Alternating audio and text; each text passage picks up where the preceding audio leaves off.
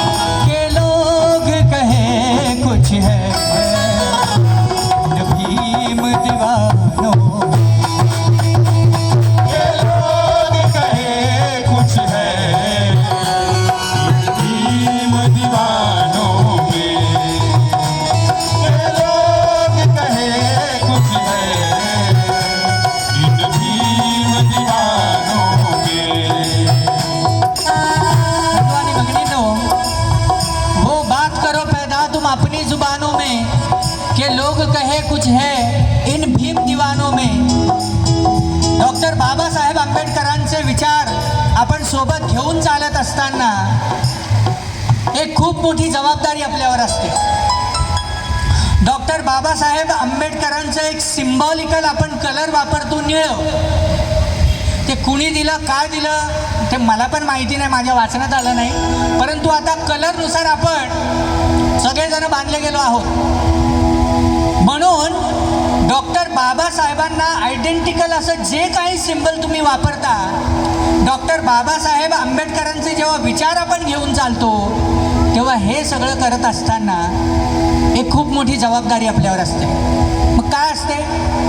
ज्या वेळेस लोकांना माहिती आहे की हा बाबासाहेबांच्या विचाराचा माणूस आहे, तेव्हा आपल्याकडून आपली जी वाचा आहे ती सुस्पष्ट असायला हवी.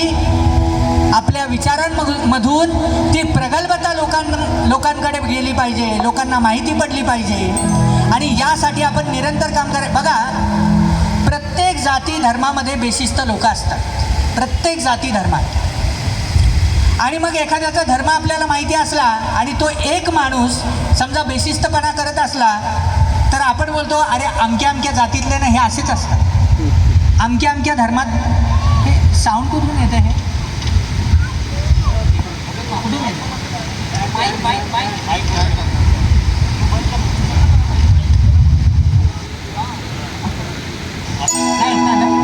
तर जबाबदारी असते. म्हणजे आपण जे वर्तन करत असतो ते वर्तन ही किती महत्त्वाचं आहे. त्यामुळे बोलत असताना आपण तितक्या प्रगल्भतेने बोललं पाहिजे. म्हणून के लोग कहे कुछ है इन भीम निवानों में, गर भीम नहीं होते हम आज कहाँ जाते.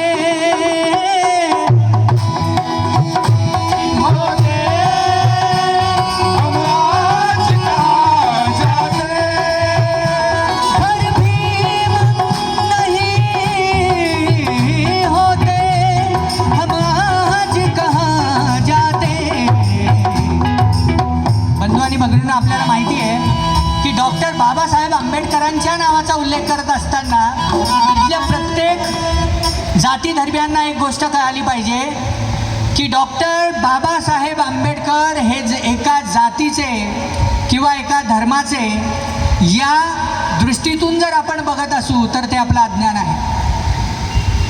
ज्यावेळेस इथल्या मनुवाद्यांकडे इथली देशाची व्यवस्था होती त्यावेळेस त्यांनी हक्क अधिकार स्वतःकडेच ठेवले, परंतु ज्यावेळेस धुरा डॉक्टर बाबासाहेब आंबेडकरांकडे आली संविधानाच्या मार्फत त्यावेळेस डॉक्टर बाबासाहेबांनी कोणाची दुजाभाव नाही केला, सर्वांना समान अधिकार दिला।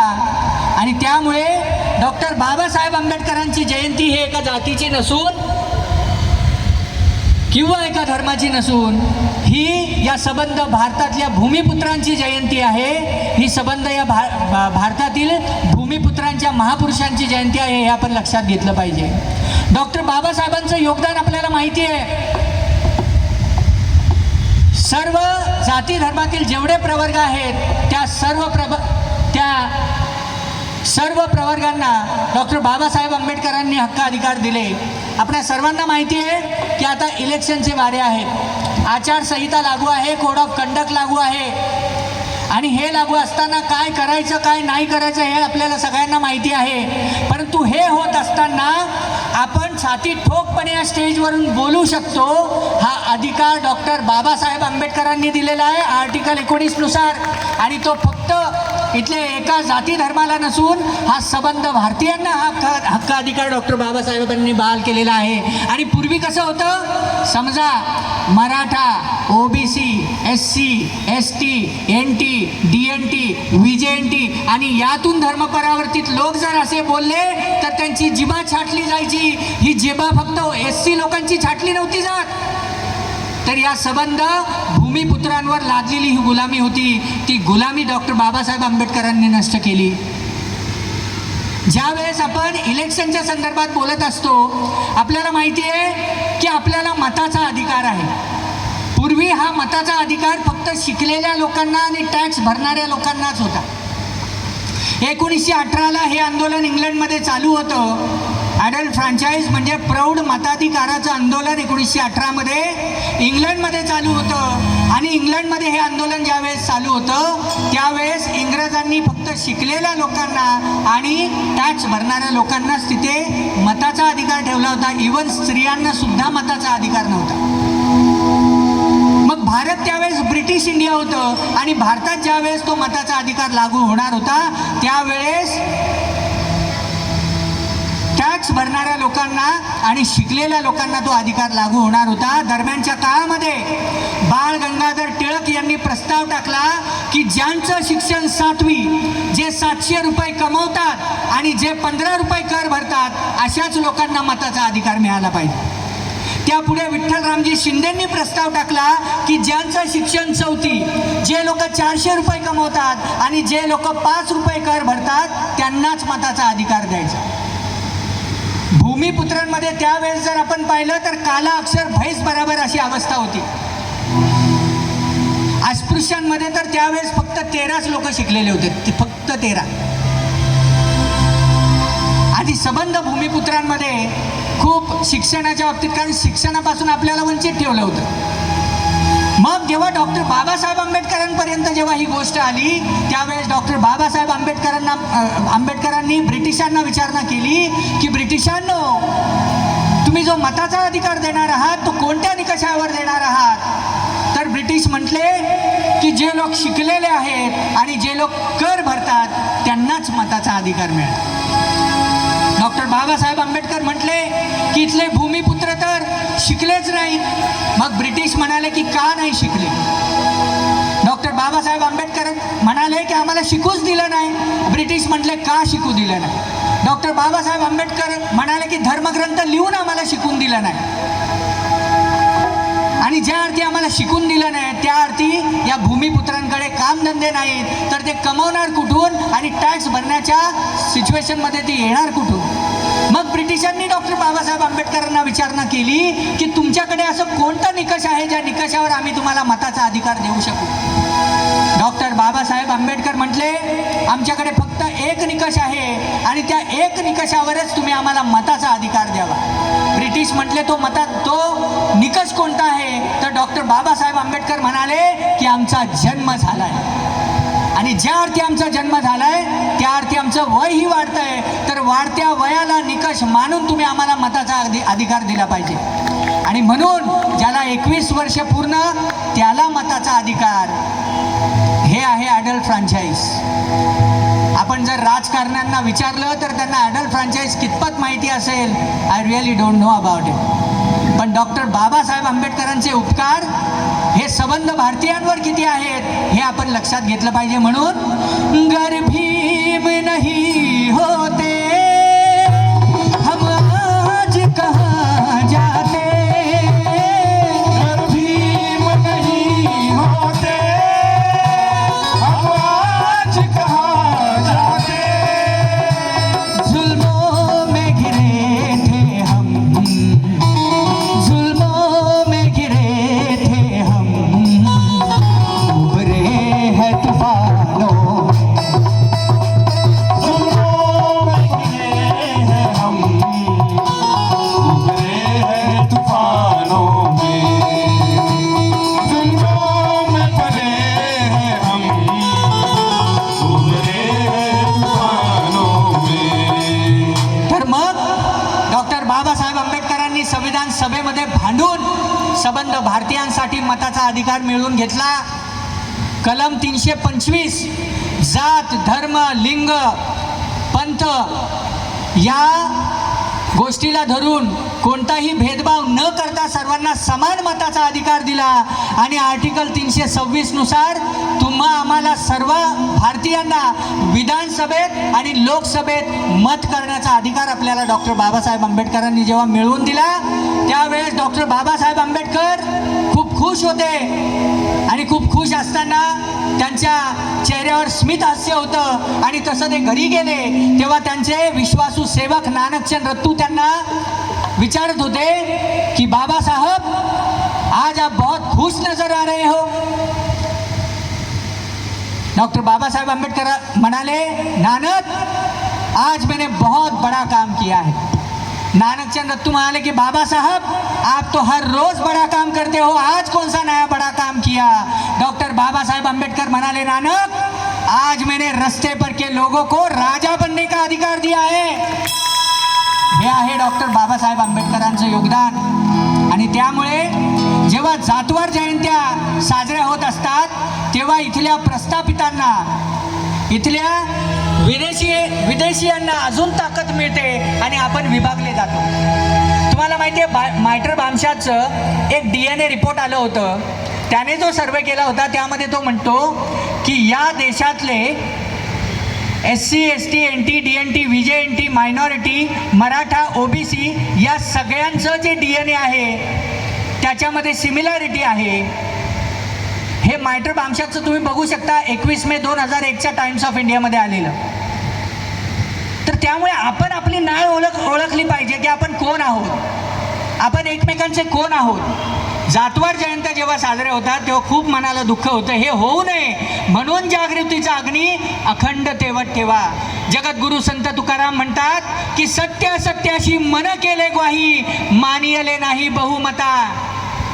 सत्य असत्याशी मन केले ग्वाही, मानियले नाही बहुमता. सत्य काय असत्य काय हे आपण समजून घेतलं पाहिजे. ज्या गोष्टीला बहुमत आहे म्हणून तीच गोष्ट मानायची, ही गोष्ट आपण नाही केली पाहिजे. बुद्ध म्हणतात पहले जानो फिर उस चीज को छानो और फिर सही लगे तो मानो वरना छोड़ दो. हा बुद्धांचा विचार आहे, हा संतांचा विचार आहे. म्हणून संतांचं आंदोलन हे भक्तीचं आंदोलन नसून हे मानवमुक्तीचं आंदोलन होतं, हे आपण समजून घेतलं पाहिजे. म्हणून गैरों को बना अपना, अपनों से मोहब्बत कर. गैरों को बना अपना, अपनों से मोहब्बत कर.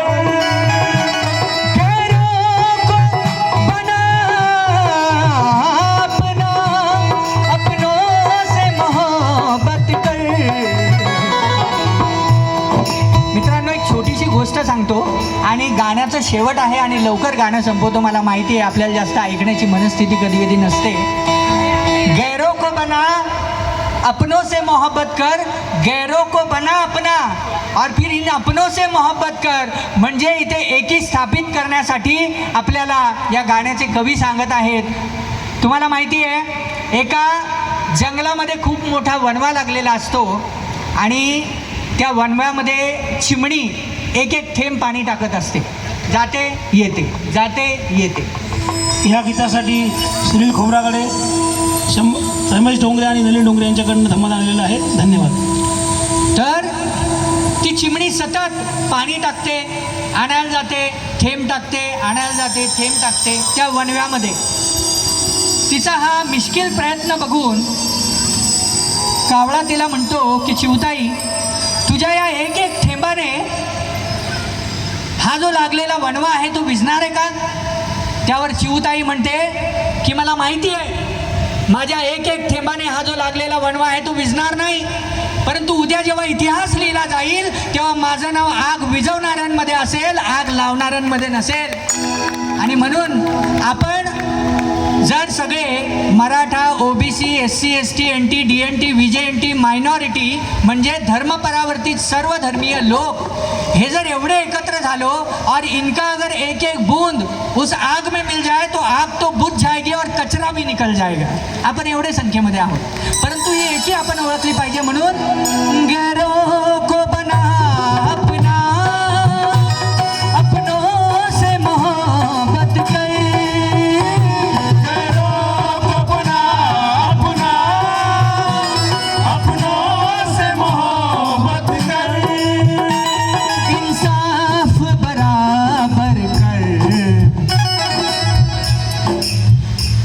इंसाफ बराबर कर, अपनों में बेगानों,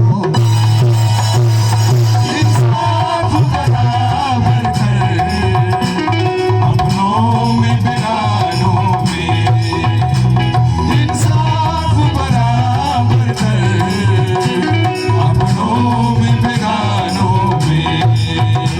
वो बात करो पैदा तुम अपनी जुबानों में, वो बात करो पैदा तुम अपनी जुबानों में, के लोग कहे कुछ है, के लोग कहे कुछ है, भीम दीवार